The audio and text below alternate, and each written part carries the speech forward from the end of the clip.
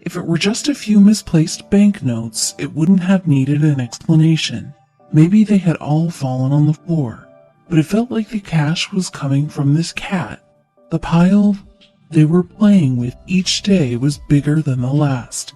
Was his feline a cat burglar? Stewart was passionate about animals, cats in particular. He loved his animals way more than his wife did.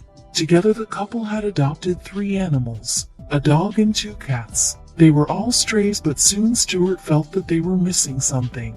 Then a beautiful American curl appeared on his porch. After much begging, he managed to convince his wife to let him keep the furry feline. The sad stray soon had a new home. He wasn't allowed to keep any more strays in the house, so he kept the new cat in his office. He was like a staff member at the place, and that would ring true when the cat started turning a profit. One morning when he got to the office, he noticed some banknotes on the ground in front of the glass door. They were just $1 bills, but where had they come from? They must have been dropped, so Stewart picked them up and put them on a neat pile on the desk at the front and continued his day. But his cat would continue their habit that no one expected.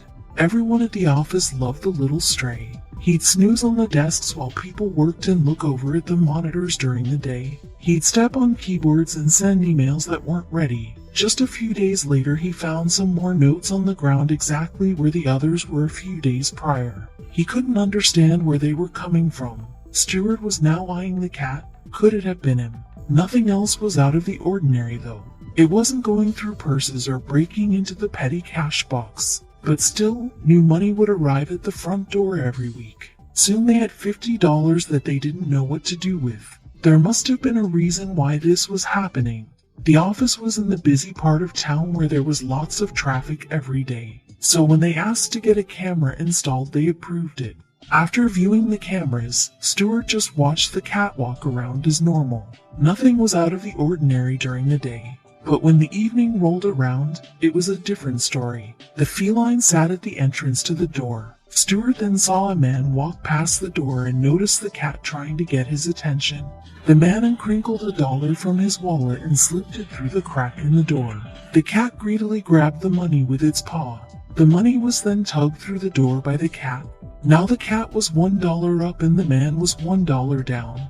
The man grinned at the feline and went on his way. Stewart scratched his head, but things would get even stranger. Stewart had no idea how the game had started, neither did the rest of the staff, who had first shoved in the money to play with the bored kitty. It didn't matter, word of the unique interaction had spread. He soon found people would intentionally come to their office to see if they could be more clever than their purring mascot. The kitty would sit there, uninterested until he saw a chance to get the bill. Then he would swipe at it and claim his reward. People would giggle and take videos. One day, there was even a lone line of people waiting to take their turn. Soon, the mischievous cat was sitting on a pile of cash. It was then Stewart realized they had a problem. It would be difficult, or nigh impossible, to give back the money, and it wouldn't be fair to keep it for themselves. So, their team gathered together and made an important decision. They were going to donate all money made from the cat to homeless and animal shelters. But that wasn't all. Stewart pulled out their office supplies and made a flashy sign explaining all about the cat and where the money would go. The little guy's fame skyrocketed thanks to the internet. Soon, they found their company emails and inboxes with a new kind of mail. There's only one fitting name, Stewart said. Cashnip. At the time, it felt perfect. But the response was nothing like they had anticipated. It wasn't just singles bills here and there. Stewart walked in one day to see his digital and physical inbox overflowing with unthinkable comments. There were so many thank yous and well wishes, but the most astounding thing was there were many greeting cards with cash donations inside. Cashnip wasn't just pulling in money from the locals. His little hustler had now gone international. There was, however, one onlooker that watched everything with clear disapproval. Stewart and the team noticed one middle-aged woman would regularly walk down their sidewalk. Perhaps she also worked in their area. The tight-curled woman stood apart from the enthusiastic crowd, watching as the cat would wander from his favorite sleeping spot on the floor to the door, and back. The downward turn of her lips made her look like she was sucking on a lemon. Everyone in the work team started to feel uncomfortable. There were so many stories of people stepping in and taking action when they felt something was wrong. Was this lady going to do the same? Every day she would stroll down the street, pause at their office, look for the cat, and then frown before wandering away. Stewart's mind couldn't help but race with crazy scenarios. Was she going to claim they were using the cat? Didn't she realize he was so much better off than on the streets? It only got worse when, one day, she stopped right in front of the window. She pulled out her camera, snapped a photo of Cashnip relaxing on one of their displays, and then reached into her purse. What she pulled out next had the entire office slack-jawed and confused. It was a measuring tape.